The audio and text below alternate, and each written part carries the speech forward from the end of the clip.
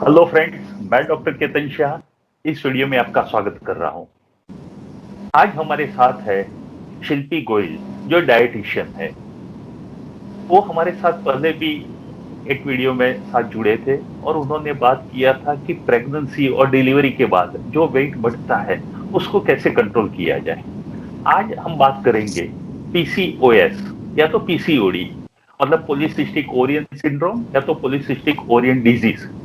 ये क्या है? तो उसमें जो ओवरी होता है, ओवरी में एनलार्ज हो जाती है और उसके ऊपर सिस्ट हो जाती है और एक हार्मोनल चेंजेस उससे होते हैं जिसमें पेशेंट का वेट बढ़ता है, पीरियड्स इरेगुलर हो जाता है, अनवांटेड हेयर जो बोलते हैं कि थिक हेयर कहीं पर भी चीक पे कि कहीं पर भी अपीयर होते हैं, पिंपल्स होते हैं।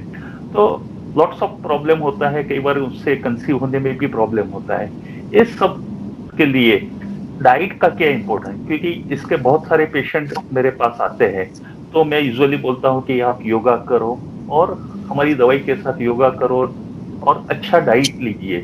तो डाइट का भी बहुत अहम रोल है पीसीओएस में। तो मेरे एक अलग से वीडियो भी है कि पीसीओएस एंड योगा। आज एक और अलग वीडियो बनेगा पीसीओएस और उसमें डाइट का रोल। तो बहुत कॉमन डिजीज है और बहुत फीमेल्स इससे सफर भी हो रही है। तो इस सब के लिए बात करने के लिए आज है हमारे साथ शिल्पी गोयल, जो रायपुर छत्तीसगढ़ में है और 13 साल से एज ए डायटिशियन वो प्रैक्टिस कर रहे हैं। और डायटिटिक एसोसिएशन जो है, इंडियन डायटिटिक एसोसिएशन, पूरे छत्तीसगढ़ के भी वो प्रेसिडेंट है। और वो खूब अपने एज ए वेलनेस और डायटिशियन प्रैक्टिस कर रहे हैं। अपनी चैनल भी, यूट्यूब चैनल भी है। तो वेलकम शिल्पी गोयल, इस वीडियो में मैं आपका स्वागत कर रहा हूं। Thank you very much, sir. Thank you. As a dietitian आप पीसीओएस को किस तरह से देखते हैं? सर, जो पीसीओएस है बेसिकली ये हार्मोनल डिसऑर्डर है। जैसा आपने भी बताया कि इसमें तो एंड्रोजन होता है, मेल हार्मोन होता है, वो बॉडी में ज़्यादा सिक्रेट होता है और इंसुलिन रेजिस्टेंस की पोजीशन होती है। वेट बढ़ जाना एक नॉर्मल सी बात होती है। पीसीओएस के 80% जो क्लाइंट्स होते हैं उसमें वेट ओवरवेट देखा जाता है। तो इसमें डाइट का बहुत इंपॉर्टेंट रोल होता है सर। ओके। तो क्या सजेस्ट करते हैं जब भी पीसीओएस? लोग या तो एलोपैथिक लेंगे, होम्योपैथिक लेंगे, कुछ भी लेंगे, लेकिन साथ में योगा डायटिशियन को भी कंसल्ट करेंगे। तो जब भी आपके पास इस तरह के पेशेंट आते हैं, आप कैसे डील करते हैं? सर, जैसा कि मैंने बताया कि अगर डाइट लाइफस्टाइल का प्रॉपर ध्यान दिया जाए और वेट को कम किया जाए तो पीसीओएस की जो समस्या है बहुत हद तक इसके लक्षणों में सुधार आ जाता है और ये मैं प्रॉब्लम रिवर्स हो एक जाती है। बात मैं बताऊं, डॉक्टर्स को बोलना बहुत आसान है कि वेट कम करो, लेकिन वेट इतना इजीली कम नहीं होता है। आप कुछ बताइए कि जिससे सच में वेट कम हो जाए। बिल्कुल। तो सर, इसको 7 स्टेप प्रोसेस में समझते हैं। किसी भी पर्सन को अगर वेट कम करना है तो सबसे जो पहला स्टेप है वो ये है कि डाइट में जो भी अननेसेसरी जो शुगरी चीजें हैं या फैटी चीजें हैं उसको रिमूव करना।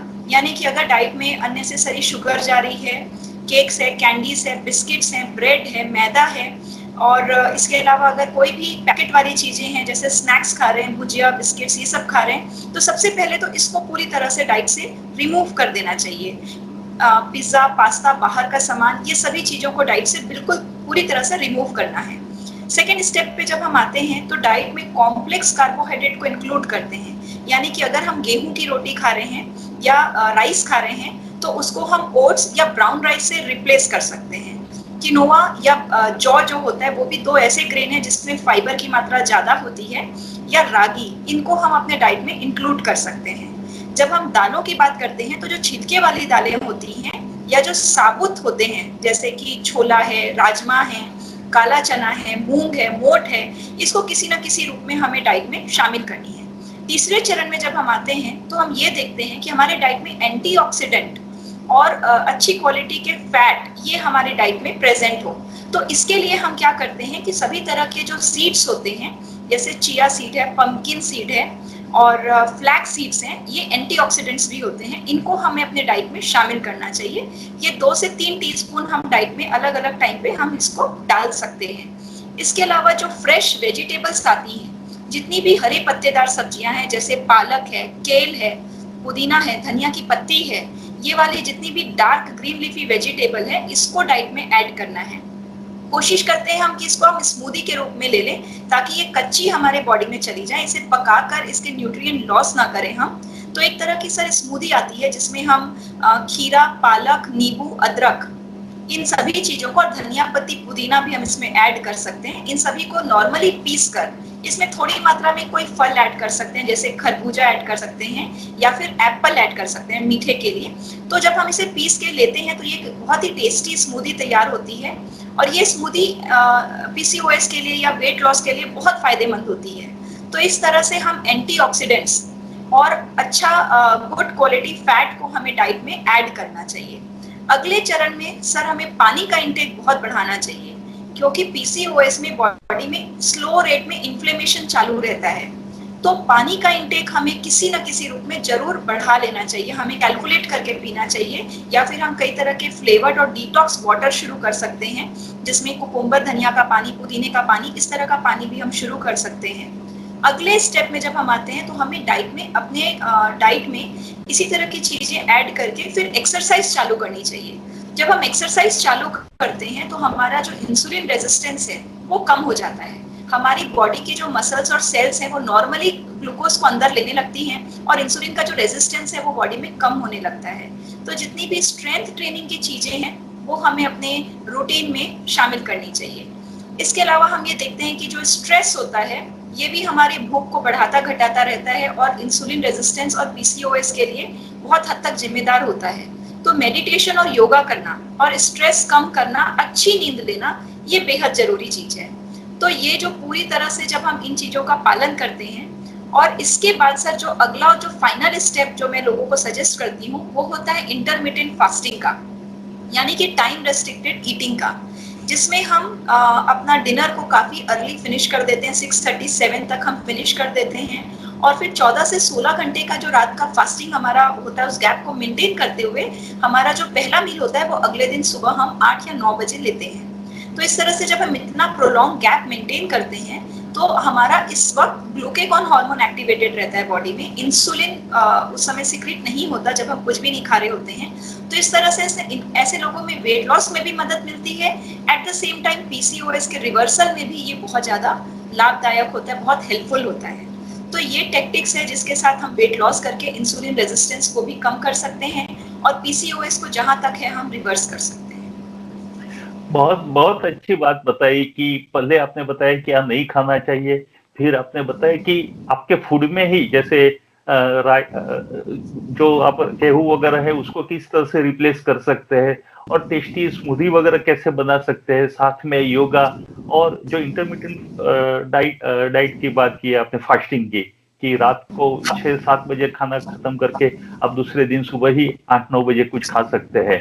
तो सबका आपने बहुत अच्छे से बैलेंस करके आपने जो भी एडवाइस दिया, मुझे लगता है कि इससे वेट भी कम होगा, और जो पीसीओएस के सिम्टम्स है उसमें भी पेशेंट्स को काफी फायदा मिलेगा। लेकिन ये बात तो बहुत जरूरी है कि मेडिसिन के साथ योगा और प्रॉपर डाइट से ही हम इसका हल ला सकते हैं। क्योंकि मेरे पेशेंट्स को मैं बहुत बोलता हूँ, एलोपैथिक में तो क्या है कि ये लोग हॉर्मोन्स देते हैं, जो बर्थ कंट्रोल पिल्स वगैरह से, या तो इंसुलिन को डाउन करने के लिए इंसुलिन की दवाई देते हैं। लेकिन आपने बहुत अच्छा बताया कि फास्टिंग से और फूड से, अगर शुगरी फूड्स अवॉइड करोगे तो पक्का आपको फायदा मिलेगा। और कुछ आप बताना चाहते हो इस सब्जेक्ट पे कि ये काफी है? सर कैफिनेटेड ड्रिंक्स को भी अगर अवॉइड किया जाए, और कैफिनेटेड ड्रिंक के साथ जो चीजें हम लेते हैं, स्नैकिंग करते हैं, बिस्किट्स और ये जितनी भी चीजें हैं, इसको स्ट्रिक्टली डाइट से रिमूव कर देना चाहिए। सिंपल शुगर डाइट में बिल्कुल नहीं रहनी चाहिए। अगर हमें लगता है कि मीठे खाने का मन हो रहा है तो हम फ्रूट्स या नट्स या ड्राई फ्रूट्स ले लें कभी कभार। तो प्योरली हमें नेचुरल अप्रोच पे आना चाहिए। 40% अपनी डाइट का हिस्सा अच्छी चीजों से लेना चाहिए, और कुक्ड चीजों में हेल्दी चीजें लेनी चाहिए। तो फिर हम इसको काफी हद तक सॉल्व करें। फ्रूट्स में जो शुगर आती है जैसे बनाना वगैरह, ये वो खा सकते हैं कि वो भी अवॉइड करना चाहिए? सर ये एक लिमिट पे तो खा सकते हैं। तो 3 सर्विंग तक फल अलाउड होता है, सुबह, दोपहर, शाम। हम कोशिश ये करें कि एक साथ हम ज्यादा फल एक बार में ना खाएं। तो अगर हम इसे डिवाइड करके खा लें तो ज्यादा बेहतर होता है। फिर कुछ फल होते हैं जैसे कि आम, केला, चीकू, सीताफल। तो इन फलों में शुगर की मात्रा थोड़ी ज्यादा होती है। जब इन फलों को खाएं तो इनकी क्वांटिटी को थोड़ा और पोर्शन कंट्रोल करके खाएं। लेकिन जो फ्रुक्टोज शुगर होती है वो बॉडी को हार्म कम करती है, क्योंकि इसके साथ रेशा भी होता है। तो फलों का जूस हमें स्ट्रिक्टली अवॉइड करना है। लेकिन अगर हम साबुत फल ले रहे हैं तो उसे एक निश्चित क्वांटिटी में हम आराम से ले सकते हैं, उसमें कहीं कोई नुकसान नहीं है। थैंक यू डॉक्टर शिल्पी गोयल जी, आपने बहुत अच्छी बातें बताई और हो सकता है कि ये बातों से जो पीसीओएस के सिम्टम्स वाले पेशेंट्स को बहुत अच्छा फायदा होगा। हम फिर से कोई और टॉपिक लेके फिर से मिलेंगे। Thank you very much.